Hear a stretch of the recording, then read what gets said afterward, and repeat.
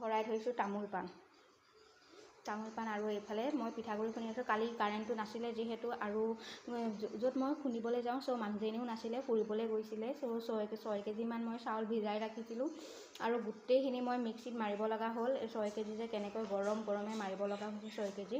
এনেকৈ 3 ঘণ্টা 3.5 ঘণ্টামান লৈছে পিঠাগুড়িখিনি মাৰোঁতে। তাৰপিছত এতিয়া মই ভাজি আছোঁ পিঠাগুড়িখিনি। বলকচোন চাওঁ মই আজিনো কি কৰি আছোঁ। যাবা বেটি তুমি পইচা দিছিলা দোকানত দিছিলা আংকুলক? আম্মা পইচা দি আনিছে? অঁ বাকীকৈ নানিব তাৰপৰা। আমাৰ যাবা বেটিয়ে কিবা কিবি লৈ আনিছে দাদীয়েকৰ লগত। মই এইফালে পিঠাগুড়ি ভাজি আছোঁ, এইফালে খৰ ভাজি দিছোঁ। এইখিনি পিঠাগুড়ি চাওকচোন, ইয়াতো আছে আৰু মই বেলেগতো ৰাখিছোঁ এনেকৈ জুইত। কি আনিছা? এইবিলাক নাখাবা। এয়া কুবেৰ লৈ আহিছে দেখিছেনে? এই কুবেৰ খোৱা বহুত বেয়া, কুবেৰ খোৱা বহুত বেয়া।